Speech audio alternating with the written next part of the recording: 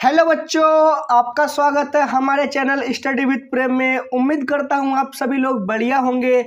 और आज की इस वीडियो में मैं लेकर आ चुका हूं क्लास 10 साइंस के टॉप 20 वायरल क्वेश्चन जो आपके एग्जाम में आने के पूरे चांसेस हैं। ये जो है साइंस का पूरा निचोड़ है, ठीक है। तो चलिए क्वेश्चन नंबर 1 को देखते हैं। तो यहाँ पर हम लोग का क्वेश्चन नंबर 1 है, निम्न में से कौन सा पदार्थ लेंस बनाने के लिए प्रयुक्त नहीं होता है। ये क्वेश्चन बहुत बार पूछा जा चुका है। तो कौन सा पदार्थ जो है लेंस बनाने के लिए प्रयुक्त नहीं होता है, तो मिट्टी जो है लेंस बनाने के लिए प्रयुक्त नहीं होता, मतलब इस्तेमाल उसका नहीं होता है। तो इसका सही आंसर होगा मिट्टी। तो क्वेश्चन नंबर 2 है, प्रकाश की किरणें गमन करती है। तो प्रकाश की किरणें कैसी गमन करती है, तो प्रकाश की किरणें जो है आपका सीधी रेखा में गमन करती है। कैसे? सीधी रेखा में। तो क्वेश्चन नंबर आपका 3 है, यदि आपतन कोण 60 डिग्री है तो परावर्तन कोण का मान क्या होगा। इंपॉर्टेंट क्वेश्चन है। देखिए, यदि आपतन कोण 60 डिग्री है तो परावर्तन कोण का भी मान 60 डिग्री होगा। पूछेगा क्यों? क्योंकि आपतन कोण और परावर्तन कोण जो है क्या होते हैं, बराबर होते हैं। तो 3 का सही आंसर होगा ऑप्शन नंबर बी। तो क्वेश्चन नंबर 4 है, पानी में अंशतः डूबी हुई पेंसिल टेढ़ी प्रतीत होती है। देखिए, अगर आप पानी में जो है पेंसिल को डुबोएंगे तो वो जो है आपको टेढ़ी प्रतीत होगी। इसका कारण होता है अपवर्तन के कारण जो है पेंसिल टेढ़ी दिखाई पड़ती है। तो 4 का सही आंसर होगा ऑप्शन नंबर ए। तो क्वेश्चन नंबर 5 है, किसी माध्यम में अपवर्तनांक का मान होता है। तो किसी माध्यम में जो है अपवर्तनांक का मान होता है साइन आई बराबर साइन आर। क्या होता है?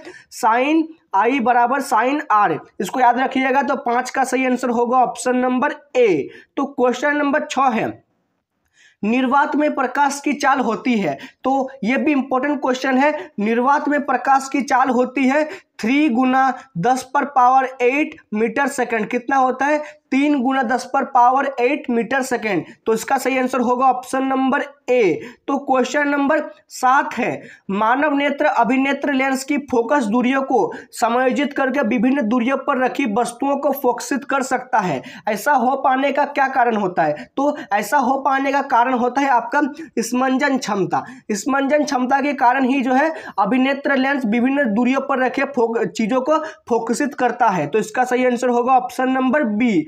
तो क्वेश्चन नंबर 8 है, नेत्र के आगे का भाग उभरा रहता है जिसे कहते हैं। देखिए, मानव नेत्र जो इसकी संरचना ऐसी होती है और आगे जो उभरा हुआ भाग होता है उसको कहा जाता है आपका क्या? उसको कॉर्निया कहा जाता है। क्या कहते हैं? उसको कॉर्निया कहते हैं। तो 8 का सही आंसर होगा ऑप्शन नंबर बी। तो क्वेश्चन नंबर 9 है, मानव नेत्र के लंबा हो जाने से कौन सा दृष्टि दोष उत्पन्न होता है। यह भी इंपॉर्टेंट क्वेश्चन है। मानव नेत्र का लंबा हो जाने से जो है आपका निकट दृष्टि दोष उत्पन्न होता है। कौन सा दृष्टि दोष? निकट दृष्टि दोष, ठीक है। तो क्वेश्चन नंबर 10 है, अवतल लेंस द्वारा किसी, देखिए क्वेश्चन नंबर 10 है, अवतल लेंस द्वारा किस दृष्टि दोष को दूर किया जाता है। तो अवतल लेंस के द्वारा जो है आपका निकट दृष्टि दोष को दूर किया जाता है। कौन सा दृष्टि दोष? निकट दृष्टि दोष। क्वेश्चन नंबर 11 है, एक इलेक्ट्रॉन पर कितना आवेश होता है। यह भी इंपॉर्टेंट क्वेश्चन है। एक इलेक्ट्रॉन पर जो है आपका 1.6 गुना 10 पर पावर -19 कूलम। कितना होता है?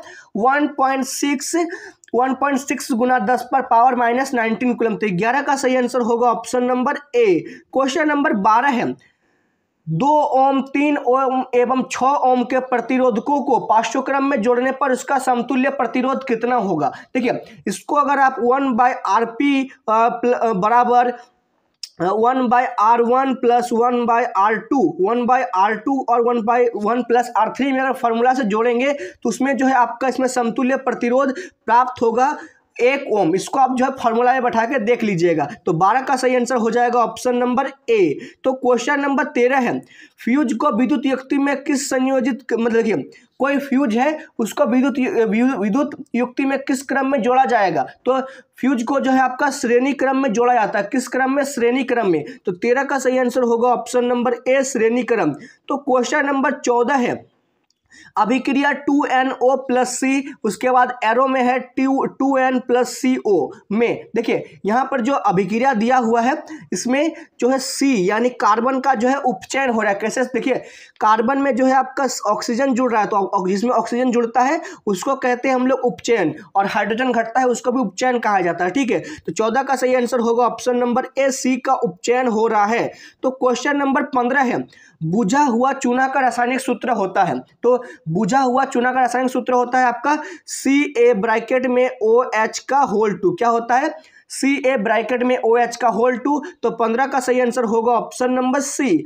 तो क्वेश्चन नंबर 16 है, निम्न में कौन सा संरक्षण का तरीका है? तो संचरण का तरीका कौन सा है आपको बताना है यहाँ पर।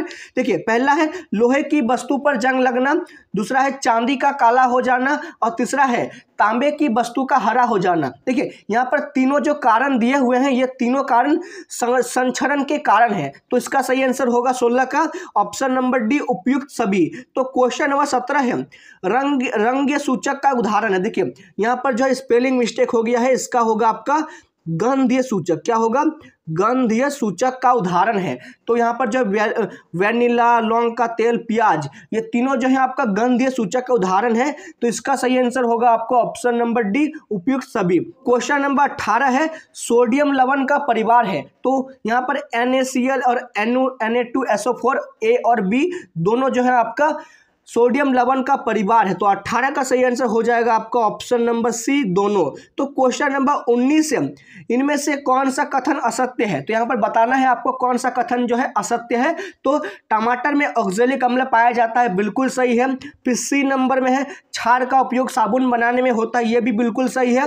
और डी का है, अम्लीय वर्षा का pH मान 5.6 से कम होता है, ये भी सही है। तो इसका सही आंसर होगा आपका ऑप्शन नंबर बी, इमली में सिट्रिक अम्ल होता है। ये जो है बिल्कुल गलत है, क्योंकि इमली में जो है आपका कौन सा अम्ल होता है?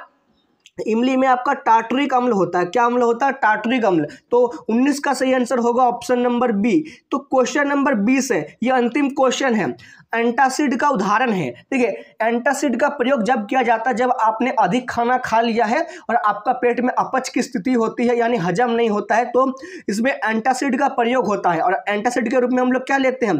मिल्क ऑफ मैग्नीशिया लेते हैं। क्या लेते हैं? Milk of magnesia. और आजकल तो इनो भी आ चुके हैं। ठीक है, तो 20 का सही आंसर होगा ऑप्शन नंबर ए।